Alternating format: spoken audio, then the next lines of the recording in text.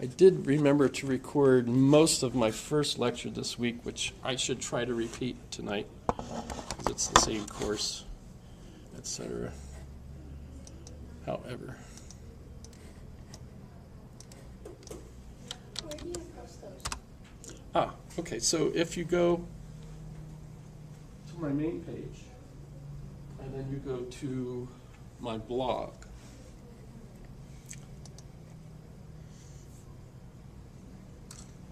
and I have a foot-long comment there of notes, because Thursday I made it through almost the whole class, the last few minutes, and then I suddenly realized they never put the camera on. So that was done. So I tried to write down what I remembered of the various topics that I brought up. Of course, each class can be different because you guys could bring up issues that are of interest to you. You don't have to just listen to me. This is one of the courses where bringing up your own points of view could be a very useful part of the class. Hey, good afternoon. Good afternoon. But if you go down the blog, notice that each day, I just wanted to scoot over to Linda's. as you go down the blog, I do have the link to my YouTube videos. You could actually just go to so I'll click here. So this is my lecture 5. I labeled it. One good thing about doing this, though, is that I'm not a professional at all. So the quality of the video is just about the worst you should ever have the opportunity to see if you choose to see it. It's almost like being a drummer. But so that's where they are, and actually they're on YouTube, so you could actually find lecture 4, lecture 1.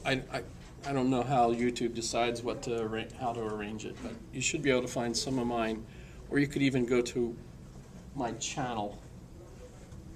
Call it that. And so you should find them all there. Although somewhere along the way, I accidentally ended up with 2 different accounts. I don't know how. So I have videos under William Jamison, but the other one I think is William S. Jamison, so I have more than one. In fact, you should be able to find the other one if you go to YouTube. That link, that takes you to the channel. So see, this is the William S. Jamison. So notice those videos are not on here, but obviously I've got other ones there. So some logic videos and things of that sort. Lots of stuff. All, by the way, as equally as boring as what so you can see, somebody watched, 8 people watched this, 3 no views, so see how that works, right? What can I say? Okay, so here's our link to tonight's, and today is supposed to be the 15th. It is, right? So we have 2 topics for tonight. The first concerns knowledge. What do we know and how do we know it? And I have a link to a lecture by A.C. Grayling that you might have taken a look at, hopefully. Interestingly associated with the topic. And the second one, for our second portion tonight, is Love and Money. Also in the text, and that's Richard Vordy, and I have a link to an interview with him by a Dutch, a Dutch interviewer.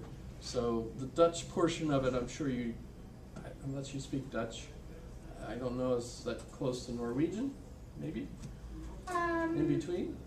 It is sort of close, but not close enough to understand, unless you study, yeah. I did, while watching the lecture, I rewatched it to try to freshen up my mind, what he says and everything. And the subtitles in English don't know that he's speaking Dutch. And so they do their absolute best to take the Dutch and turn it into what might be English, and it's totally not. And it's absolutely hilarious. At one point it came up and it said, the soft shit. There's no way in English he said anything about soft shit. Or any of the other weird, it's almost hilarious. Well, it is hilarious, actually. There's no way. Because you can hear what he's saying in English and you realize, that's pretty close to what he's saying, right? But when he's speaking Dutch and you look at it, it's still trying to write in English, even though, of course, he's speaking in Dutch. So you get some really, really odd sorts of things. Okay, so before we start looking at the text for tonight, which starts early, notice I'm hopping around in the text. My teachers did that. They just hopped all around the book for Intro to Philosophy. But tonight we're looking at not the role of philosophy, but part 2, what do we know and how do we know it? But the question that I asked you, right, last time was, what's your narrative? And before that, the quiz question was, does the sun go around the earth or does the earth go around the sun? And I got some interesting responses to that. I'm not altogether sure that anyone really got the point that I was trying to make, but it's actually a pretty significant point. So I want to try to reiterate it a little bit. It's strange. It's a strange point. And the idea of it is, and the link I gave to some of you in my response was to Stephen Hawking's. He actually has a book out with a co-author. Let's see, Hawking, Model, Dependent Realism. So Leonard Mlodinov, right? You can look at it and, a lot of these are pretty interesting. I think Wikipedia's okay, basically, because we're not really going into depth. We're just looking shallowly at the topic. But we create these conceptual models through language. They're tools for us, right? And they're incredible tools. Try getting, try communicating to, say, your daughter that it's your turn to feed the dog, when you didn't have a language, So if the dog is like 150-pound Saint Bernard, you have to pick up the Saint Bernard. That's a lot of work, right? You have to pick up the 20-pound bag of dog food, point at her, somehow point so that she, obviously words are much easier, much more economic, right? So that's supposed to be funny, right? I don't know how you would replace language. But besides that, we can talk about abstract things that you wouldn't be able to use objects to kind of communicate. Block. This is a block. Put this over here. You wouldn't be able to communicate that. You could communicate it with English, with language, but you couldn't communicate things like, pick something. Love is never having to say you're sorry, which, by the way, is totally false, right? And notice that both my, saying that and my comment that it's false, it's so abstract. How on earth would you depict that with just objects, right? So if you think, language is an incredible tool that enables us to think and to understand things that we couldn't possibly do if we didn't have language, as far as I know. I can't imagine how that would work. But these tools, the language we use, actually frame our perceptions. There's a lot of studies about how this works. So it's almost like if you don't have the words for it, you don't even see it, right? But the words are dependent on the context, but also on other characteristics in the language. I think I mentioned Chinese, right? I talked about Chinese and the puzzlement of how if Chinese doesn't have the verb to be, right, how can they have true or false sentences, right? What are they talking about? In a sense, they're being pragmatist, which, by the way, Richard Rorty discusses in his article, right? As a pragmatist, in a way, we don't think that there is a real truth, says Rorty, right? So all of that is language, is in a particular linguistic context which has characteristics which are kind of invisible to the speakers of that language. Just like, you know, as David Foster Wallace says, the water to a fish, right? You know, the young fish are swimming along, the old fish says, "How's the water?" And the two younger fish look at one another and says, "What's water?" Right? They don't know, right? You know, unless you study foreign languages, you don't get to reflect back on English and the peculiar characteristics that English has compared to other languages. And they're quite different. They really are. French, for example, everything in French is male or female. They don't have a neuter in French, right? So trees, bushes, cats. One of the reasons I was so confused, I think, as a kid, was I thought dogs were males and cats were females. It took me a while to actually learn that there were both male and female dogs and male and female cats. Right? But if you're French, cats are female and dogs are male. Le chien, le chat, right? So they're sexed in a way. And even thinking about those characteristics of French, the French typically don't realize that, and if you ask them, don't you have trouble because your language breaks everything down into French, or into female and masculine, feminine and masculine, right? No problem, right? Well, that's their order, right? That's what they're perceiving. But there was a great author, Pierre Bourdieu,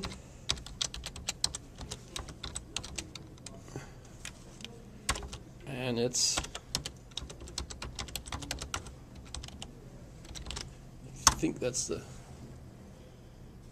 so there's a book by Pierre Bourdieu, Masculine Domination, which in French basically describes all of the characteristics of French that kind of impose this dichotomy of masculine and feminine on people.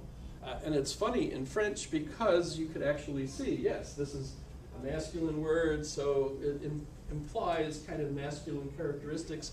And yes, indeed, the French people associate masculine characteristics with masculine words and feminine characteristics with feminine words. You could do the study and find out, yes, in fact, they do. Right? It seems that way. Right? But by the way, it's funny in English because none of the words he's referring to are either masculine or feminine. We have neuter. So if I'm talking about this table, does it feel like it's feminine to you? Well, no. Well, but why do we think of it as feminine? Well, we don't, right? No, because in English we don't say la table, right? Le chaise, why is the nail going under into the table? Let's not go there. Right? But if you think about it, in French, that's the way they think of chairs and tables, right? Masculine and feminine. Why? So that's just one example of characteristics of a language that color kind of the view that you have of things. Talking about Chinese, I understand that the Chinese, I don't speak Chinese, I've read some books on it, but I haven't actually learned Chinese. But from what I understand, speakers of Chinese can be measured, that their responses to appearances, that they don't see objects per se, they see the entire picture. Whereas people that speak Western European languages like English see objects in a picture, right? So in a sense, we're more object focused and then see the bigger picture, whereas Chinese tend to see the picture and then maybe notice the objects, right? And they could actually test this with people who are Chinese speakers versus English speakers, and then Chinese speakers who've learned some English, and English speakers who've learned some Chinese, and then people who are fluent in both, right? And then what happens, of course, is depending on whether the question's posed in Chinese, they see it the Chinese way, or if it's posed in English, they see it the English way. So you get all kinds of crazy aspects to this. Really fascinating book. I think one of you said that Doug Hofstadter was going to be your philosopher. Was that this class? Yes. One of his books is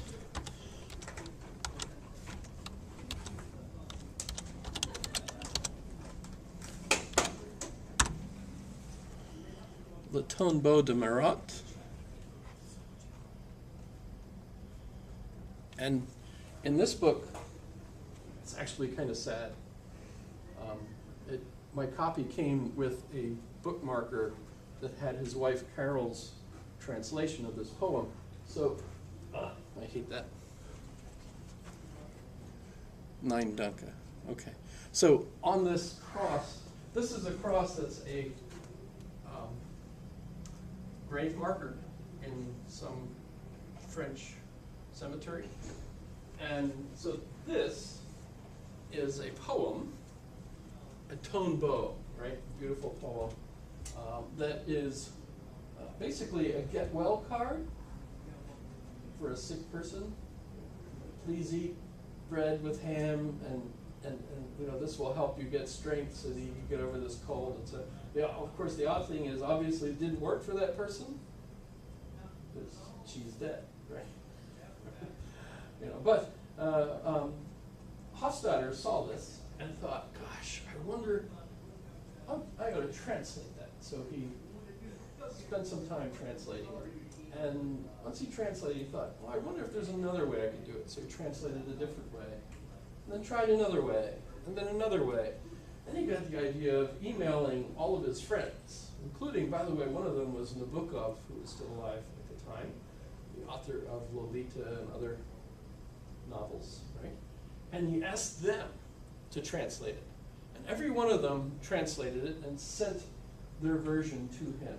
And he gathered them together in this book, which is about language, right? But also points out that not a single one of those translations is the correct translation. All of them are correct versions of that poem in English. They're each different interpretations of what's essential. So is the rhyme sequence important, or is the mood important, or is the specific messages important? You know, what's important? You know, all of them have different interpretations of it. And by the way, as a French person, if remember the YouTube video that had Susan Wolf defending her position against 3 Princeton profs, and the first one was an English teacher, and he talked about interpretation. Right? There's lots of interpretations. Notice there's not one true interpretation, all the others are false. Everybody can have better and better, you know, different interpretations. The more interpretations, the better, right? That's precisely what model-dependent realism is all about. That when we talk about the sun going around the earth going around the sun, or neither going around one another because there's a vacuum-centric, right, you know, point, or we're all kind of going like this around the galactic center, or nothing is moving, another version, right? All of these are true as models. They're true because they're accurate in predicting what you're using that tool to predict. So they function correctly in that. And the mistake that we've kind of inherited is thinking that one model is true and the others are false. So if we go back and think about kind of the evolution of science, we think, wow, Ptolemy had his view, there were mistakes, and, it got cleaned up a little bit, and Copernicus came along, Tycho Brahe came along, and by the way, the Tychonic system I think I put up on the screen has one of the interesting ones, because that's the kind of mirror image of the solar system that we all grew up with in school. That's the truth, right? Well, see, it is true. It's not the only one that's true. Do you see that point? French isn't the only true language. It's not like if we have translations between French and English, which one, so l'arbre means tree. Well, it means tree in English, but there really are les arbres in French, right? It's not that the French are wrong and have been using French to get as close as they can to English. Or the Norwegians are speaking Norwegian, but they really wanted, if they could only have really had English, they would have been so much better off. No, that's not how it works, right? Does that all pretty much make sense? But notice it's a weird thing to think that all these conceptual schemas we have, which we have been raised to think, well, that's true. So Copernicus was right. Ptolemy was wrong. That's how we grew up thinking, right? That science got better. So we resolved these problems. Well, it has, actually. And now what we have is model-dependent realism that tells us that these models are just like language. They're a tool that enable us to predict certain characteristics of the phenomena we're experiencing. But you're actually much better off if you have multiple tools so that you can use each of those tools to predict the things that they are each good at predicting, right? And the mistake we make is thinking that one of them is true and the others are false. And you can have one that's wrong.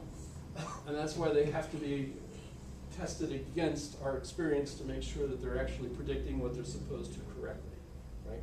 And certainly if you bring other characteristics in, like if you bring in mass into the equation, there's absolutely no way we could explain that the sun is somehow hooking around the Earth and staying in orbit around the Earth, right?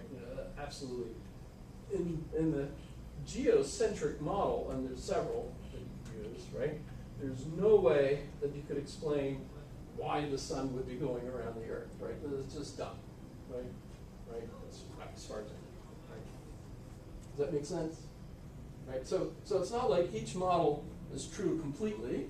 Well, no, you have to think of it in terms of the context of where it succeeds, right? And from what I understand, the geocentric, the Earth-centered model is used by astronomers in order to search for extra solar planets, right? The ones going around the sun of other systems, right? Because assuming that the Earth is fixed in space makes your calculations way easier than trying to calculate not only that they're moving and we're moving, right? Right? So there are different tools. Another one that I think is really important is recognizing the importance of Earth to us, that this is our home, right? I remember a TV show called Battlestar Galactica. Any of you remember that? Mm-hmm. Right? They're looking for home, right? Looking for home. That's kind of interesting. Okay. So I wanted to bring that up because what I was asking with that quiz question, does the Earth go around the sun go around the Earth? That opens this whole can of worms, basically, this issue. And I think a real radical position was, notice it doesn't just apply to things like that, it also applies to cultural differences. So if we talk about why diversity, that's a good idea, right? One of the strengths of the United States is that diversity gives us more tools. It doesn't mean you just accept whatever a group believes that's true and say, oh, that's an interesting tool, let's use that. No, we have to, of course, test these beliefs against what we think of as that realism that the model is trying to represent, right? So a lot of the the beliefs of people need updating, depending on events and so on, right? Like in economics, what economic models are we familiar with, that will help us understand whether or not the stock market will be a good investment next year, right? And things of that sort. Those are important. And our models are pretty darn poor. As they've said, taking a dart and throwing it at a dartboard to select your next stock is actually more likely to give you a good pick than if you go to a professional who tells you what you should pick, right? Have you heard that? I don't know if that's true. But when I told one of my bosses I was taking economics, he said that the chief thing in economics is it makes the weathermen look like good guessers. Well, tonight, at some point, we should talk about Thomas Piketty. Have you read any of his stuff or heard of him? You told me about it. So we'll mention him. Okay, so I wanted to go over that because I think that's a really important point, and will kind of color an awful lot of the contemporary philosophical point. Does it make sense? We could close those. That would be great. That would be great. In fact, that way the screen would be easier to see too. I guess you figured I prefer to use the screen for all my resources. Plus, we don't know what solar energy does to our retina over time. I'm sure that it burns them out. I think these are right. It's better for everybody, even for me. I'm looking that way. Any questions on that? Is that interesting? If you get the chance. By the way, Hawking and Mladenov's book is really very beautiful. They made it for people like us, right? And the book is called The Grand Design. A lot of beautiful pictures and stuff. So it's made for people like me.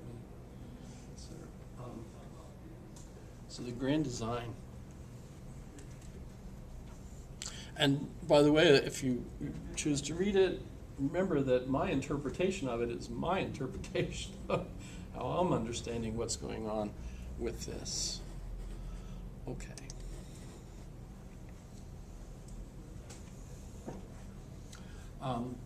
It's also, when we talk about the second quiz question, what's the narrative of your life? The two quiz questions that I'll ask tonight, the first one, when we're talking about knowledge, what can we know? I'm sure some of you have seen the scene from the Monty Python Quest for the Holy Grail, but I will play the witch trial tonight. And so my first quiz question is, how can you tell someone is a witch? My favorite answer is, if she weighs the same as a duck and is made out of wood. If she weighs much, but she's made of wood and therefore is a witch. Yes. Pretty dumb. But you can play with it however you like. And we will watch the video if you're not familiar with it. And the second question is kind of equally weird. I don't know if you're familiar with Harry Potter at all, but remember he goes, expecto patronum. That's one of his spells that he uses. But the thing about that spell is it only works if you're thinking of a happy memory. It has to be a really happy memory. And so my second quiz question of the night will be, what's your happiest memory? It's probably not the first time you rode a broom, especially if you're male, because I would think that would hurt like a son of a gun. And we don't really want to talk about riding brooms, I'm sure. But that's just... But we'll be talking about happiness, love, do you need money to be happy? 'Cause that's what Rorty actually says in the book. And it ties in, I think, beautifully with Susan Wolf's comment that not everybody even gets to worry about the meaning of life, because you have to have enough resources and opportunities for that even to become an issue for you. And I think the same thing applies when Rorty talks about needing money. Because at one point he says, we don't even notice the people that, I mean, you drive by the corners and you see the folks with the cardboard signs and things. How do you handle that? How do you react to them? I give them money. You give them money? It's illegal, by the way. Let's You're stop driving a calling. car? No, I'm on my bike. Oh, okay, well then that's okay, sorry. But theoretically, If you're doing this street, that's technically still a vehicle. So- really? Yes. Well, I'm on the sidewalk. You should not be on the sidewalk. If Well, you're, that's- if you're riding a Be bike, careful. You're in trouble, you're in trouble either way you go on this one. I know, It's happened to I know races. because my brother was hit by a truck and he got the ticket because he didn't stop. And it's you're on a bike, you're in a vehicle, so Right. it's treated the same way. Well, I drive, I haven't ridden a bicycle since Fort Meade, because I used to ride down to the NSA building from my quarters. And the one morning as I was riding my bike down, I was coming around a curve, and I was at the high school, and the parking lot for the teachers was to the right. And the woman came along and passed me, just barely, right? And then turned right into the parking lot, right smack into my way. So I go right into the back of her car, and the bike is, like this, and I'm like, and I get out and I look at her and I says, "You didn't even put on your turn signal." And she says, "But I always go that way."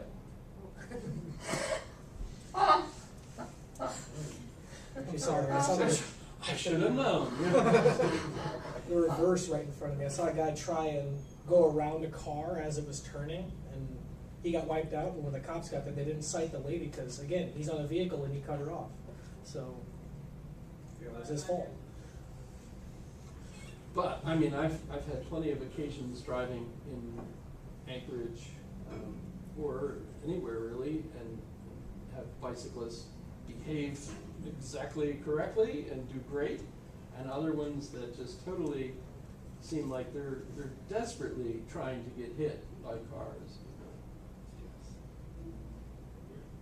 Like they're daring you to run you over or something. This is not a town friendly to bicyclists or pedestrians in the first place. And I have a lot of friends, especially with the big tires.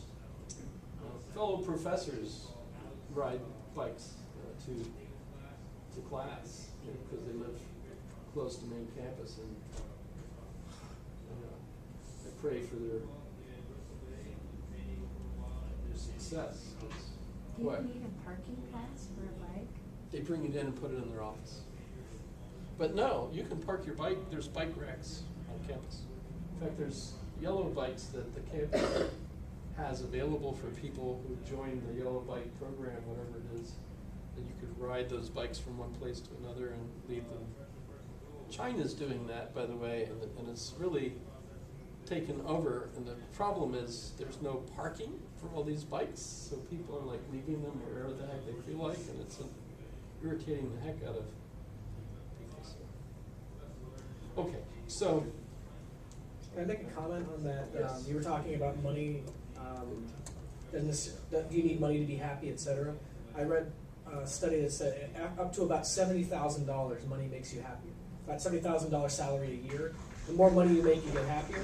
After that point, it makes no difference. Because basically, at $70,000 a year, everything is taken care of as far as your immediate needs, and then you can worry about existential things. Well, past that. say on the one hand, that's correct, and I'm happy with that, and my wife is not. How does that? So you're talking averages, Right. In the aggregate. Yeah. Donald, our president, doesn't seem happy totally with how much money he's making. I don't think. Does he? It's hard to say. Well, he doesn't seem happy, but the point is that you can get the resulting happiness from the money itself. That doesn't mean that you're actually happy in general. It just means Well, I'm as sure- the money increases, your happiness tends I'm to sure increase. that's not what Rorty is talking about. So, love and money. You're allowed to ride bikes on the sidewalk. I just read that anchored ordinance, just so everybody knows. Is No that person may ride a bicycle on a sidewalk in a business district. That's about it. Okay, So- so residential you can. Yeah. So, just so you guys know, you're good to ride on the yeah? sidewalk. You have to know where you are. If there's a bike path, I think you're required to be in the bike path. Well, I hope so, Yes. because I hate it when bicycles are on the road. Yeah. So Yeah. I hope that's what they're for. Can you imagine being ticketed while you're on your bicycle? Sure. Yeah. Just going You can get along. DUI on your bicycle. Sure can. You on a horse. Yeah, you get a DUI on a horse. I get you on my bicycle, that's gonna be horrible. What if you're I sober think the and way the you horse drink is and ride a driving? bicycle. Better not be on the sidewalk. No. What if the horse knows the way home? Well, this is just one. This is page 604 of the Rorty article. In the course of this trip, I found myself, like most Northerners in the South, not thinking about the beggars in the hot streets once I was back in my pleasantly air-conditioned hotel. This is India, right? My Indian acquaintances, fellow academics, fellow gentlefolk, honorary Northerners, in his terminology here, he's talking about Northerners as wealthy people and Southerners as not. I'm not talking about like the U.S. North-South. He means something else. Honorary Northerners gave the same small percentage of what they had in their pockets to the beggars as I did, and then, like me, forgot about the individual beggars when they got home. As individuals, beggars were, just as Forster says, a novelist that he talks about, unthinkable. So they're unthinkable. They're out of our heads. We don't even think about them. Instead, both of us thought about liberal initiatives which might eliminate the beggars as a class. But neither of us came up with any initiatives, etc. So he's coming from a liberal perspective. If you watched his interview or any of the other, there's tons of stuff on Rorty. But he was, his parents were relatively well-to-do, well-educated, communists, actually. So that tells you how far liberal they were, right? The communists are actually liberals, right? Did you ever make that association, or? I definitely did. Yeah, especially in Europe, And it's Norway. pretty obvious, especially when you live right next to or nearby a nation full of communists for a while, I suppose, right? So that would have been 89, right? When the Soviet Union collapsed. However,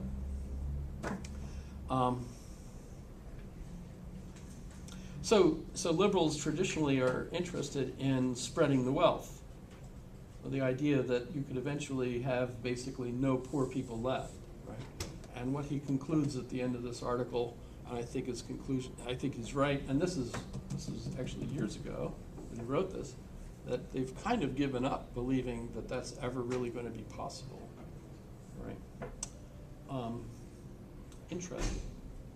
Especially when love and happiness do seem to require at least a minimal, I don't know if 70,000 would do it. Money, It's a lot of right? money. Seems like, but it's amazing how that might change over the course of your life. The more you get, the more it stretches. That's how it works. So, let's go and look at the beginning of tonight's assignments, if I may. Yes? No other question? So what do we know, and how do we know it?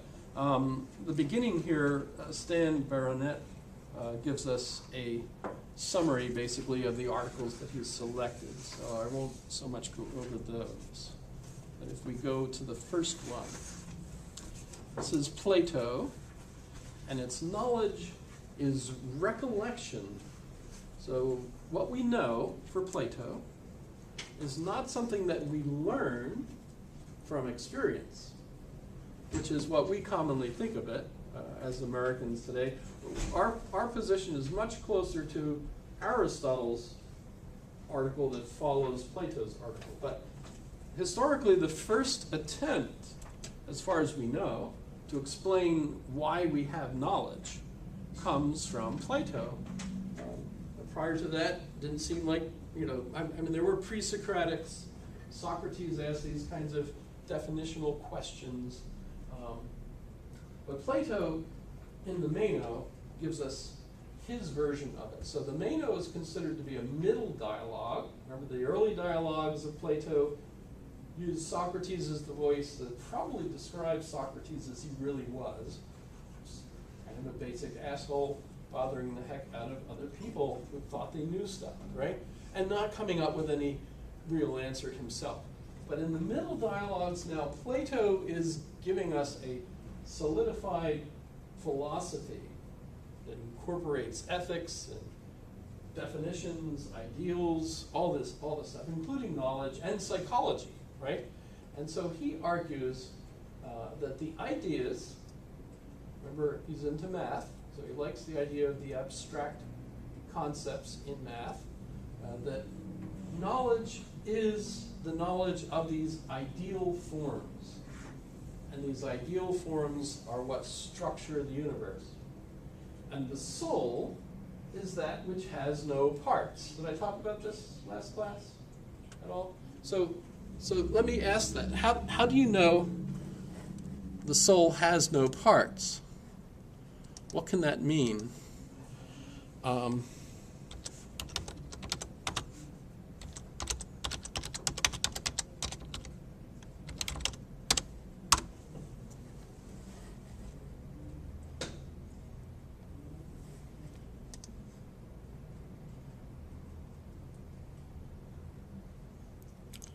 Is this working?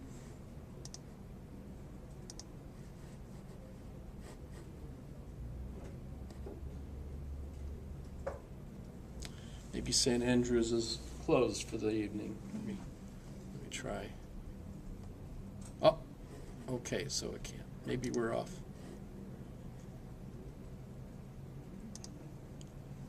Ah, okay, so here's a good one.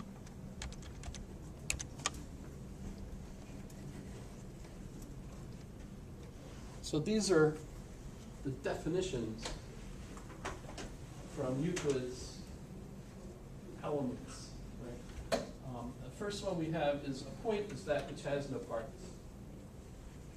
Well, so for Plato, and Plato is earlier than Euclid.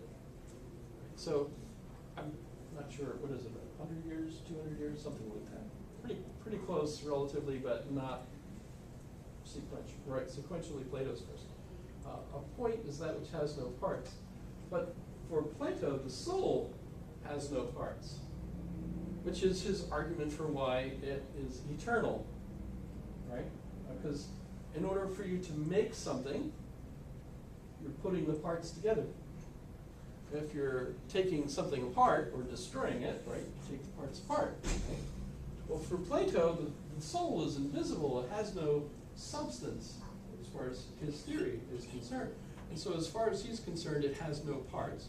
So therefore, the soul is not made, nor can it be destroyed. So your soul is eternal. Right? As far as I know, this is the beginning of thinking that our human soul is eternal, is with Plato. The Christian period, they adopt the view that the soul has a beginning point where it's infused into the fetus. And in fact, in one point, it actually becomes the point where the fetus moves, right? Because that's the ensouling of the fetus, right? Is when it starts to move, right?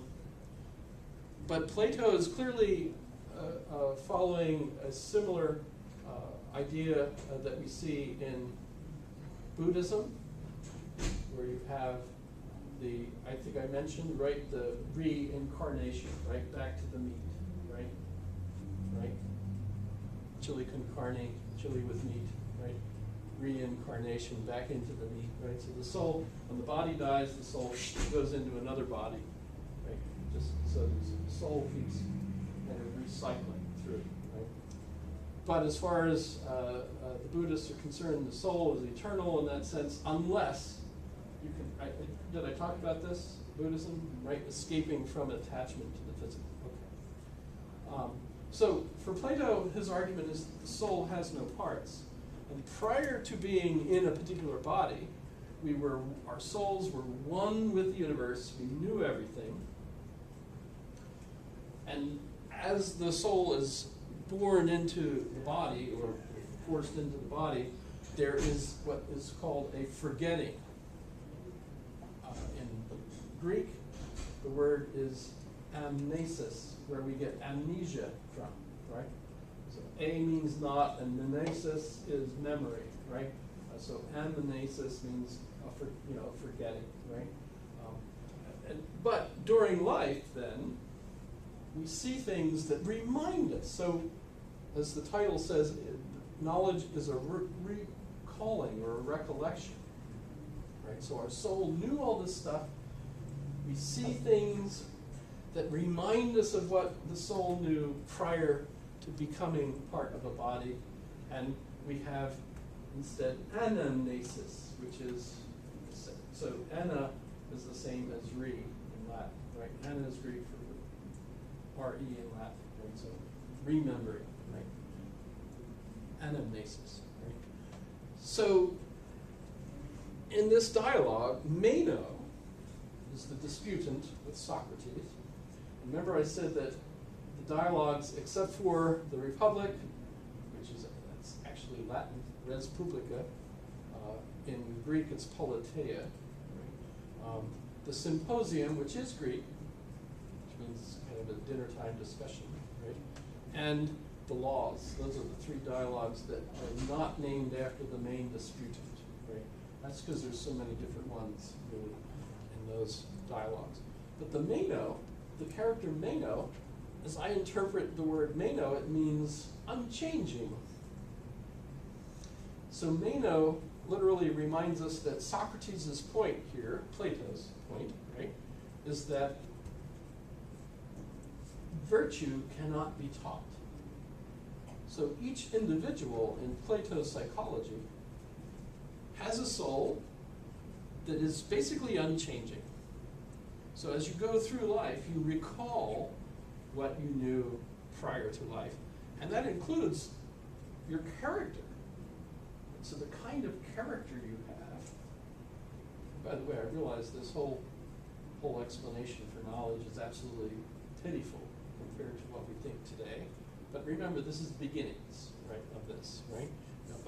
But it gets you into this nurture-nature problem, because as far as Plato's concerned, your nature is completely already you.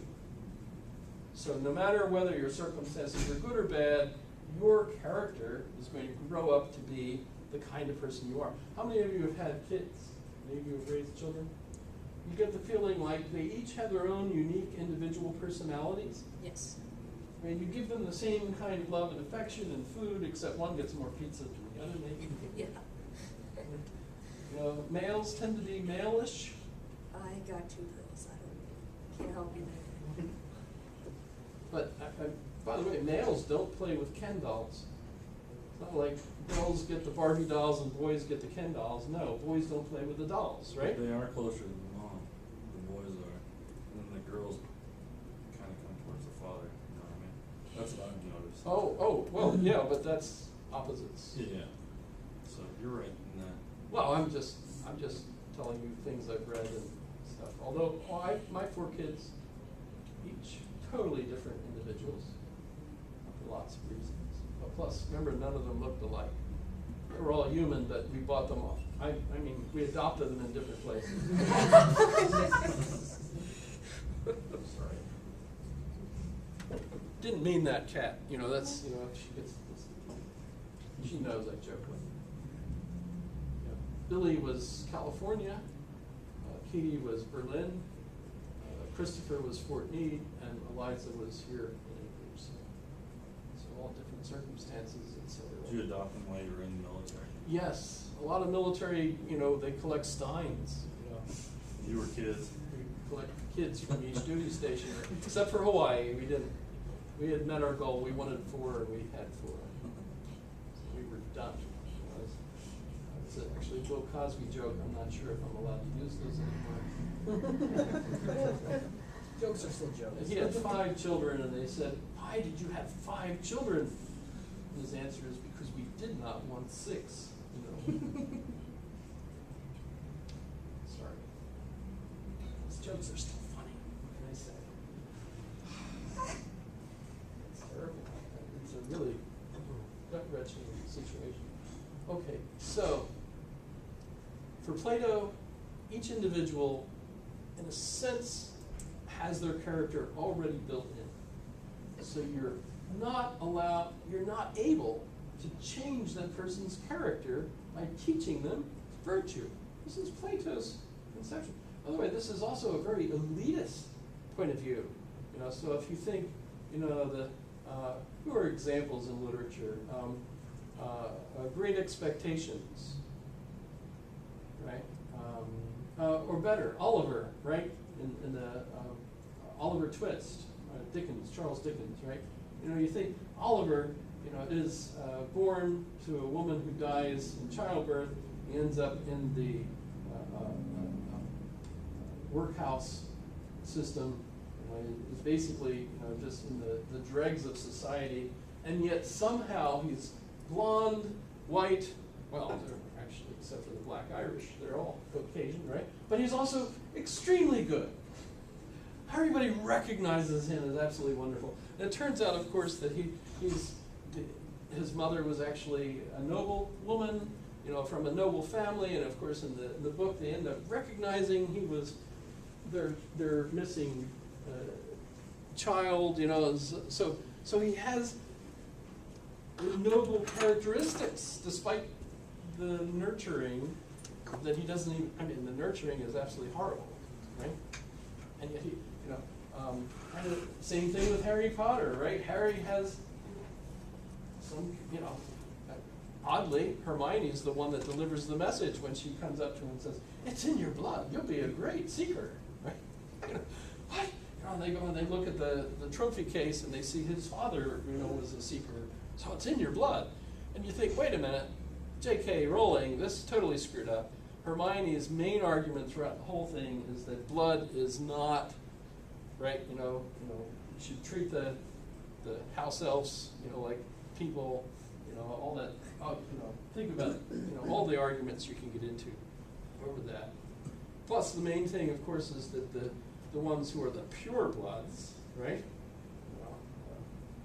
hate the Muggles and the Muggleborns and the Mudbloods, which is an evil term according to them, right? Anybody know what I'm talking about here, or am I just? Very bad. Good, right? You know, I'm trying to aim it at references that might make sense to you. But I mean, there's tons of literary characters like this that have this pure noble character embedded in them, and it comes out no matter what kind of shit is thrown at them early in life, right? Right? And yet they still grow up to be absolutely wonderful people. I'm not allowed to say in life. With the shit. Yeah. The shit word. No. I just read that there's a book summary, a review of Hillary Clinton. Am I allowed to say that? Yeah. Her new book about what happened. And one of the things at the swearing in of President Trump, George Bush W., right, was there, and you know, talking afterwards, and after Trump had spoken and everything, George Bush said to the others, "Boy, that was some weird shit, wasn't it?" So, you know, you could use that word. Yeah. President Bush can use shit. Oh yeah, I just You know. Plus, I remember as a kid reading that Chinese book, Spot on the Wall by Hu Flung Fu. Never heard of that. Hu Flung Fu. Oh yeah. Spot on the Wall. same publishing house that printed the other Chinese book, Long Yellow River by I.P. Daly. Sorry, I tell jokes. None of them are funny. I try. My wife says I'm very trying.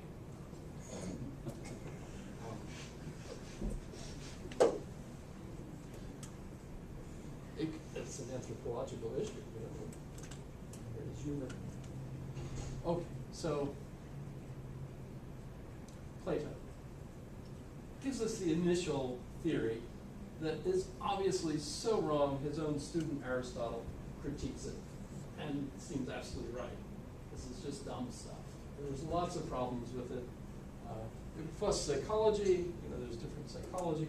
We get kind of,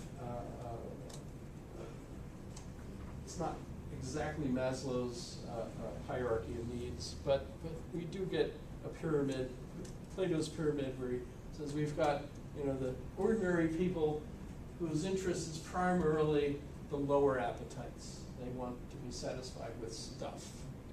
Right? Then there's the middle group, the spirited group, who are motivated primarily by honors and love. You know, so military honors. So that's the group that basically join the military or the militia and are willing to put their life on line for the community. And their rewards, what rewards them most is not so much stuff as much as praise, honor, recognition, right? And then the top group for Plato are the elite, the educated, very rare, so it's the smallest part of the pyramid, of course, and usually older. For Plato, 50 and over. He doesn't really think you should get a good education while you're younger, because then you won't behave, you won't do what you're told. You'll be a miserable employee because you want to think for yourself and things of that sort. You know, so as far as he's concerned, you shouldn't educate the young. Socrates said yes, right? You know, in fact, notice he got in trouble for doing that, right? Which might also have been one of the reasons why Plato said, "Oh, don't screw with the young." You get the parents all upset, right? Maybe. In any case, Aristotle comes along and argues that it's our experiences that write on our empty tablet, right? The tabula rasa, which is Latin, blank slate, right? So the mind doesn't have memories from before, but instead we're new and we don't know anything yet, and so we have to learn. Now that fits a lot closer to, today of course we think of ourselves as coming in to life pretty well, you know, everything's neurologically arranged for us to be predisposed to language. You probably already have a sense of grammar. I know that as a baby coming right out, you know, they look at you and they recognize the sounds you make because they've been listening to you for months, right? Because I adopted, you know, we adopted Katie. She was 3 days old, and I remember the first day, you know, when we went to pick her up at the hospital in Berlin. It was another soldier in my unit that gave birth to her, and we walked in and we said, "Hello," and she looked at us with a face that said, "Who the hell are you?" Absolutely, you know, she didn't recognize the sounds of our voices or anything, you know, but we took her home. You know, as Bill Cosby says, they made us tinker. You're not allowed to laugh at Bill Cosby. Sorry. You're not really laughing at him, you're laughing at the joke. You're okay. So that's, I mean, that's in a nutshell, that's Aristotle, right? That fits very comfortably with us. But then we go on, we got a beautiful little piece that I'm glad Stan put in the book, and that is the piece by Augustine, right? And here we have, now this is, by the way, so Aristotle is what, 350 BC? Augustine is 450 AD. So we've That's quite a scoop of years there. And yes, there's all sorts of things that happens over that time period. But Augustine now is a Platonist. Aristotle's works have been lost. I mean, not to the whole world, but lost to Europe, right? The Middle East will still have him. In fact, that's where it'll come back from. So Aristotle's arguments kind of overpower people to critique Plato. So Aristotle wins, right, against Plato's arguments. There's some beautiful things in Plato, and it's great to go back to the classics. We still learn a lot from doing them, so it's not a waste of time. It's very important, actually, I think, to read Plato. In fact, if you listen to A.C. Grayling's lecture at one point, in one of his interviews, he says that I think it should be mandatory for all people to study Greek until they're 55. It's pretty hilarious.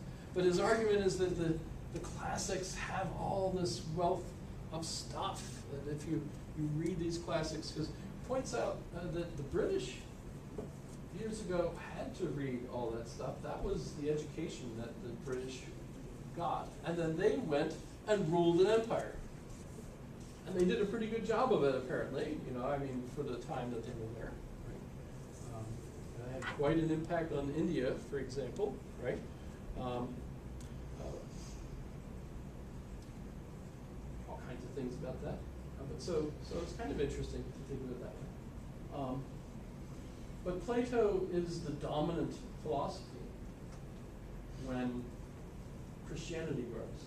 And so Augustine is very important for us. He's referred to as the father of the church in the sense of like the priest that gives us the dogma, the winning dogma of the Christian church. And he's a Platonist. So what his job is, and what others that he's been arguing with essentially have been trying to do, is merge what they thought of as science with scripture. And the science that they believed to be the case was based on Plato. So merging the Christian scripture with the Greek philosophy gives us essentially the Christian dogma. Right? There's lots of interesting stuff there. Later on, during the Crusades, Richard the Lionheart, especially the Third Crusade, is going to have monks. He's going to negotiate with Saladin's not monks, but Moses ben Naaman, one of his counselors, and they have copies of Aristotle, which they share with the European monks, including their interpretations of it. Moses ben Naaman famously is considered one of the greatest Jewish philosophers of all time. In fact, they argue from Moses to Moses, there was no one like Moses, right? So that's not I'm just telling you, that's Rambam is his nickname in the literature. Rabbi Moses ben Naaman. But he gives the text to the monks, and they bring it back to Europe. And what I think is similar to, have you seen the movie Independence Day? Yes? It was the only movie I ever saw where an Apple computer successfully connected to another computer system. And of course it blew it up, right? In fact, I still remember the alien's face when he realized what was happening as he was, and then the mothership blows up. So there's also, I think, the movie that convinced a lot of elderly people that they should be really careful with their computers because they could blow up. But that's what Moses ben Naaman did to the Christians by giving them Aristotle's works. He knew that their theology was based on Plato, and he knew that Aristotle was going to destroy it. And within 200 years, it did. And it ended up with Aquinas having to come along and rescue the dogma of the church. But before we talk about that, let's take a look at Augustine's reply to the skeptics. Because the skeptics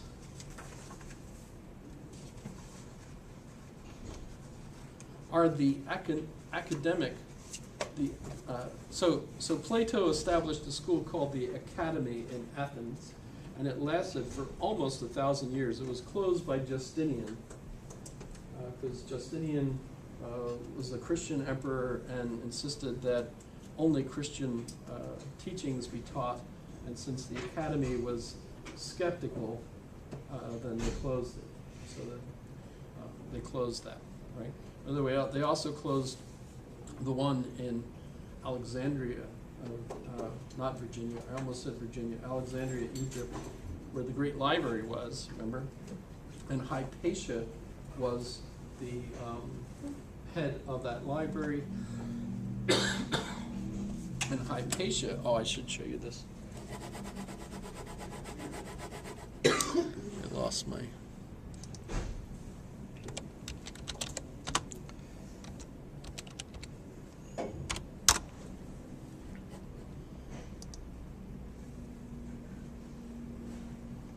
The heavens should be simple.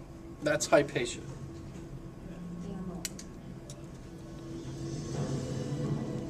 In the last days of the Roman Empire, at the fall of civilization, one woman, a legend ahead of her time, stood to unite mankind. Whatever may be going on in the streets, we are brothers. Where are the troops? No army could contain that mob. He's calling for the annihilation of women and children. As long as God grants me the strength, I will purify this city. That's Bishop Cyril. Years I've been studying. I could just unravel this. Wisely, this assembly accept the counsel of a woman. If you choose to do nothing, though, you will continue to do the same thing over and over again. Until there is no one left in the city. No people for this government to govern.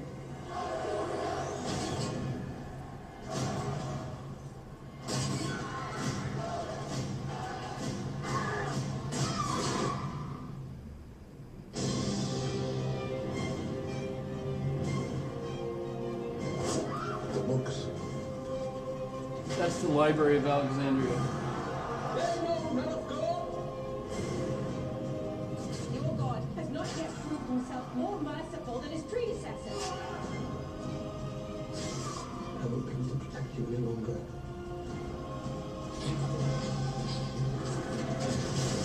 I wanted you to be free. That's her dad. You don't question what you believe. I must.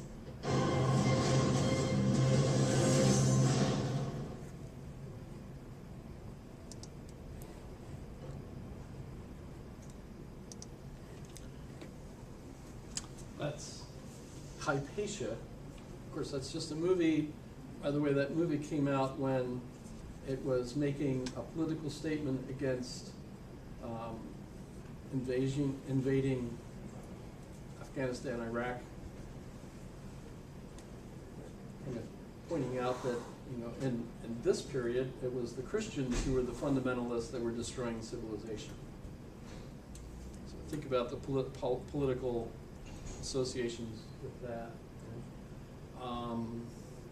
Because at the time, the educated elite were the Romans, who were skeptics, taught by Hypatia. And her father, by the way, was the mathematician who translated or kept alive the Euclidean book that I just mentioned, the Elements.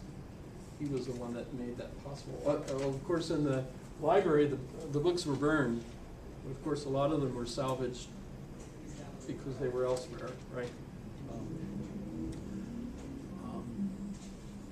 And by the way, there's a personal issue for me, and it wasn't just this movie, but learning that Saint Cyril, Bishop Cyril of Alexandria, was the one who allowed the mob to kill Hypatia, who was considered by some people to be the smartest woman the world has ever seen. You figured that out.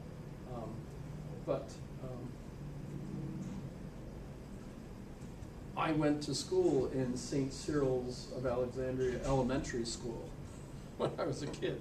It's still there, by the way. So I had the nuns. But the school was St. Cyril. The parish church was St. Cyril of Alexandria. So it was all in honor of him.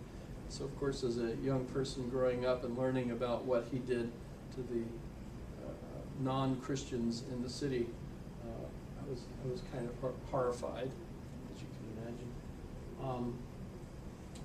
Just thought I'd throw that in there. But so the dogma under Augustine is based on a Platonic merger with the Scripture. So Jesus died for our sins. How is he the intermediary between us? Because through Plato's philosophy, we're unable to understand the ideas in this life. It's only through death that our soul once again reunites with what the Christians then would call heaven instead of the ideal world, right? And there's the fall. For Augustine, the fall represents, right, our coming to know the difference between good and evil, right? So if we eat the fruit of the forbidden tree, right, then what happens to us is we know the difference between good and evil. And so for Augustine, this is a metaphor, right? It's not like there was a real tree, etc., right? You know, but it's a metaphor for Augustine. And it's a falling away then from innocence, because now we know good and evil. How can we escape that if we follow Jesus as our role model? And we basically believe that there is only good and not evil. And guess what? Evil literally goes away. So that's my interpretation of Augustine's interpretation of the story. It basically becomes then church dogma, right?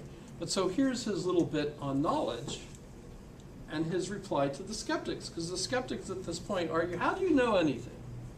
And we get page, no page number, but this is Augustine, this is 1516. In this short passage, Augustine acknowledges that what we experience through sense perception is subject to doubt, and that our perceptions of objects outside us are unlikely to be identical to the objects themselves. Think about it. Model-dependent realism. Exactly, right? We conceive of these models. They're useful for us. Without those linguistic models or other type models, we wouldn't have the tool. So in a sense, it creates the possibilities for us. But in another real sense, they're the model. They're the filter through which we see the things. It's not the things themselves that we're seeing as they are in themselves. It's through our perspective that we see them, right? However, Augustine argues that by accepting the possibility of being deceived, he can conclude that if I am deceived, I am. After all, if he didn't exist, then he couldn't be deceived. So this excerpt from Augustine, this comes from his Confessions, book 22, I think, I forget. For we both are, and know that we are, and delight in our being and our knowledge of it. Moreover, in these three things, no true seeming illusion disturbs us, for we do not come into contact with these by some bodily sense, as we perceive the things outside of us, colors by seeing, sounds by hearing, smells by smelling, tastes by tasting, hard and soft objects by touching, all of which sensible objects, it is the images resembling them, but not themselves, which we perceive in the mind and hold in the memory, and which excite us to desire the objects. But without any delusive representation of images or phantasms, I am most certain that I am, and that I know and delight in this. In respect of these truths, I am not at all afraid of the arguments of the academicians, the skeptics, who say, what if you are deceived? And think, as an example, how many of you have seen the movie The Matrix? Right? exactly that kind of thing. And Descartes would use this kind of worry as well, right? How can we actually know? We might be being deceived. All of this that we're experiencing might be just illusions. In the Matrix, it's like a computer of some sort that's making you think this life is like this, but instead your body is like sitting in a vat of Jello somewhere, and the computer is making use of your energy. None of that works really physically, right? But the illusion here is that you're not really perceiving the world as it is, but only as this matrix is giving you these impressions, right? But so Neo wakes up and is pulled out of the vat. How does he know that they're not an illusion?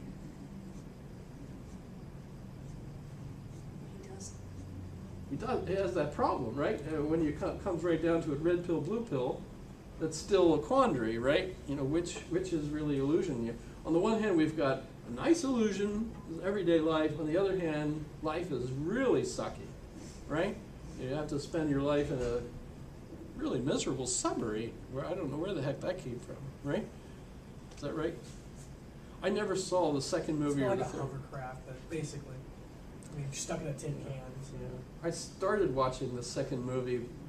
It's called The Matrix Regurgitated, I think. Whatever it's called. Might as well be.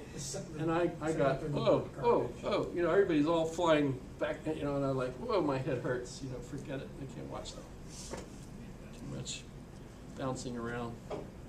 But that very concept you're talking about, the Matrix within the Matrix, that's how a lot of people were speculating the third movie was going to end, was that they're going to see it's a whole other Matrix, but that isn't how it ended. But, I mean, it could very easily, because how do you know? Yeah, there could be another Matrix. So the question is, how do you know this isn't all a dream, right? And of course, you only get that in philosophy class, but this is philosophy class. I didn't want to disappoint anybody, right? We'll also ask, I already did the chicken and egg thing, and I won't bring that up again, but does the tree fall in the forest if no one's there to hear it?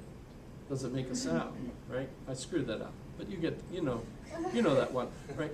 If a tree falls in the forest and there's no one there to hear it, does it make a sound, right? Yes. No. Really what you're asking is, what is a sound? Does it require someone to hear it for it to be a sound, or is it Who just says there's a vibrations tree before there? What? Well, you did. You said if there's a tree. Yeah. That's a You're hypothetical. supposing the tree What first. tree? It just showed up. It was on the ground. It wasn't there before. I know. If it's the Matrix, it's just. I'm using my Oculus Rift. I try to use it at least an hour or two a day, hoping that eventually I won't be nauseous afterwards. All my friends, Eric is going to France. He's going to Paris, and then Dieudonne or wherever. Bernd is going with Paula, his wife, to Croatia, and I'm just going, oh, okay, well, then I'll put on my goggles and I'll go visit too. It's not the same, but still, feels like it is. I still can't get over the fact that when I'm on a roller coaster with that, I really feel like I'm on a roller coaster, and yet I'm not. I'm sitting in a chair in the den, right? Right. Do you know what an Oculus Rift is? You actually can have the opportunity. They're starting the new exhibit at the museum, I think tonight. Wasn't it? Was it tonight that they started it? So there's a new exhibit in the big space where the fountain used to be, and now they have computers there with these goggles that you put on, and when you put the goggles on, you can still see the room, that's a bonus, right? But you also see this illusion that you are in a melting iceberg, which I don't know how they do that. But you could see one that. on campus too. Have one on campus Yeah, it's in the Innovative Design Studio. It's in the library. in the library. Yeah, they have like 3D printers and stuff in there. But here's.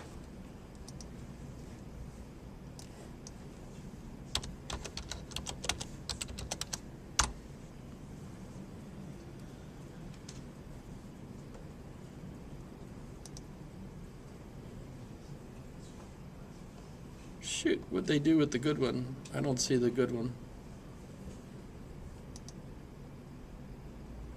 This is just a review.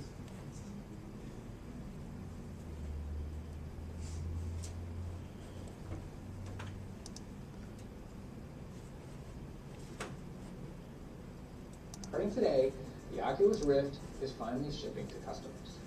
So, how does it stack up? Well, that depends. It's not a self-contained device, it's a peripheral. And it won't work with just any computer. You need a desktop PC running Windows, and you better hope that it's brawny. Oh, this is... Now, the headset itself is a must for most things you're going to want to do in VR. While 360-degree videos and pictures don't take advantage of positional tracking, games do. And games are by far the most robust use case right now. Well, I won't belabor that, but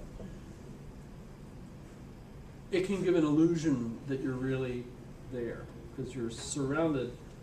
Wherever you look, it looks like you're there. So, like Google Earth, if you ever use Google Earth, you know, you could, just look on the flat screen. With Google Earth VR, now you're like in the city. Like, so as you look around, you could see, oh, there's Galileo's house, there's, Genoa, the Duomo, or, well, no, that's Venice. But you get the idea. You look around and it's like you're there. So that's kind of impressive. We're going with that.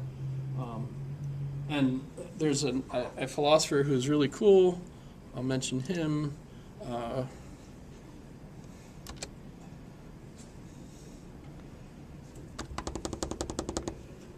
Somebody remind me of his name. I can't think of it. He was here a couple of years ago. I know him.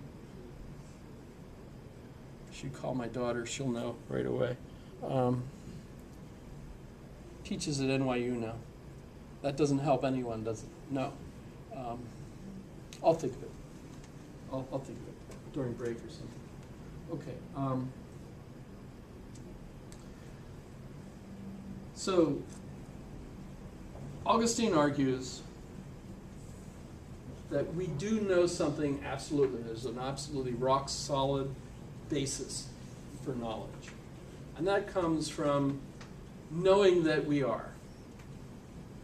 And if we move on and think about Descartes' article, Descartes is going to take like 6 days of writing to basically regurgitate that one paragraph that we get from Augustine. And by the way, so Augustine writes that around 450 AD, and Descartes writes it around 1550 AD, right? Is that about right? Something like that. See a theme. Yeah. So when you're thinking about Descartes, Descartes is basically going to give us that famous line, I think, therefore, I am, right? In Latin, cogito ergo sum. In French, je pense donc je suis, right? Or something of that sort, right? In French, right? So I think, therefore I am. And it's the end of an argument for him where he starts out saying we can't really trust our senses, which is something that we recognize that's true. We each have different perspectives of things. So is the water hot? You check it. Oh, it's fine. And she tests it, and it's way too hot, right? Or vice versa, right? Come on in, dear. The water's fine, and it's freezing, right? All that kind of thing, right? We have our individual tastes and so on. Last night, Kat made German wursts for dinner with sauerkraut, and they were like the kind we buy at the commissary in the brine, right, in the jar, right? And she asked me how do they taste? I said long. Taste long. She laughs. My taste buds are terrible. My wife and she both taste much better than I do. They both smell better too, because their senses are much more. Women have more taste buds and more what's it called? Olfactory nerves, so they can smell much. So that's why women smell so much better. They have more sensory inputs than men. And they wear perfume. So they smell better. I mean, they smell things better. But I know I set myself up. Okay. So I think they're for AM. But now, where do you go from there? Right? Now, for Augustine, there's no problem. He's just replying at the skeptics, and as far as he's concerned, that gives us a trinity of knowledge that I know that I am, I know that I'm right, because I can't be wrong, thinking that I am when because even if I'm being deceived in that I am, well, that can't be the case, because I would have to be the one that's being deceived. So I still exist, even if I'm deceived. So I know that I know, and I love knowing that I know. So there's a trinity for Augustine. He finds a trinity in everything, as you can imagine. So Augustine gives us that. Now, but okay, I said that when the Third Crusade brought back Aristotle's works that transformed. It takes roughly 200 years for the fit to hit the Sean.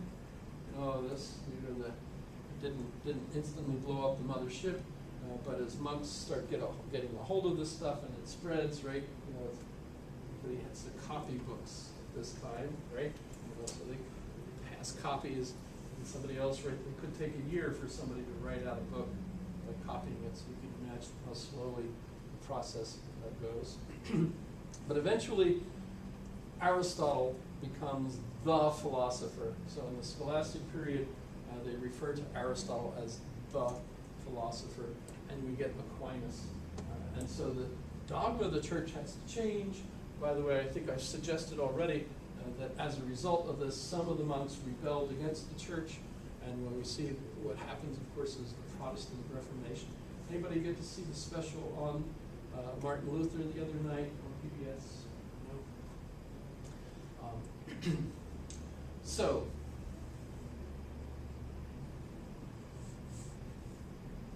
Descartes has to take it a step further, because he's political.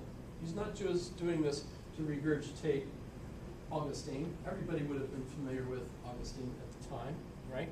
But he's going to try to emphasize a different point, and that's because he's now going to rebel against Aristotle.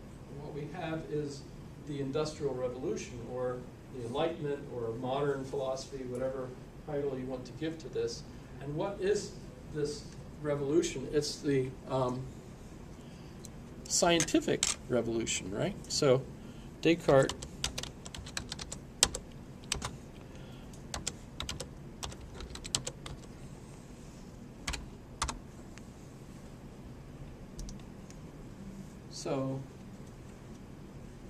Descartes gives us the discourse on the method, which is how to do science, how to use evidence. Right? And as a result of this method, what he determines is that only mathematics gives us knowledge. So we don't trust the authorities, the church, who tell us what to believe. Instead, we trust mathematics, right? And Descartes was really more of a mathematician than he was a philosopher per se, right? So a lot of his famous developments were based on mathematical discoveries. So for example, he gives us, if you've ever used the X and Y axes, right? That's the Cartesian coordinate system. Descartes, Cartesian, right? By the way, that's kind of a curious thing, because Descartes means of the map. And yet his father's name was supposed to be Descartes, and it was supposed to be from Descartes, but it wasn't Descartes. They named it Descartes in honor of Descartes. It was actually the Havre before. Was his father's name really Descartes? That's odd, because he's famous for giving us the Cartesian mapping system, which is the paper, right? The paper mapping system. So I'm not sure if the name came first, or that's me. I'm confused. I have that trouble with all of their names, actually, up until a certain point. I know my name doesn't mean anything. The Europeans invented the family names and so on. Must be son of The James. bourgeois period.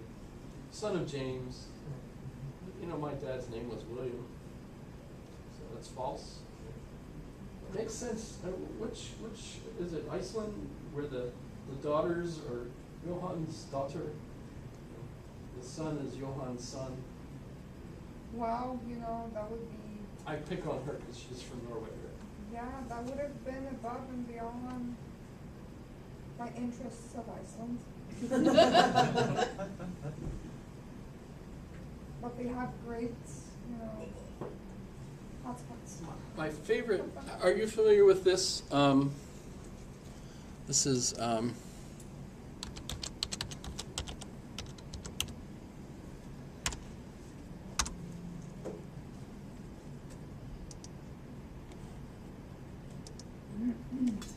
Are you familiar with this song?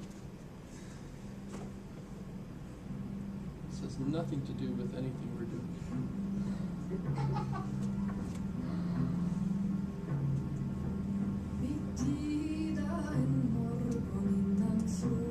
What language is that? Norwegian. Norwegian.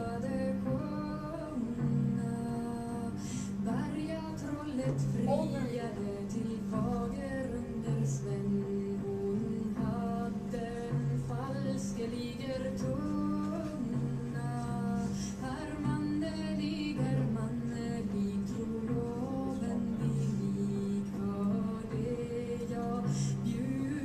You ever heard this? I haven't heard this particular song, no. A lot of them don't. It's basically Beowulf, isn't it? A version of Beowulf.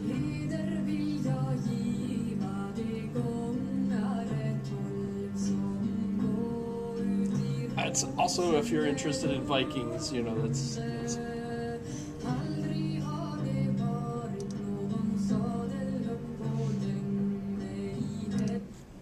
so I'll leave it at that. I don't know why, sorry I did that to you, but it's just neat.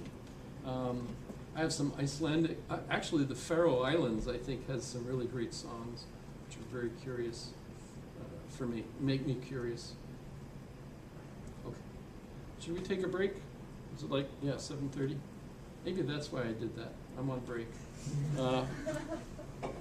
I should turn this off and upload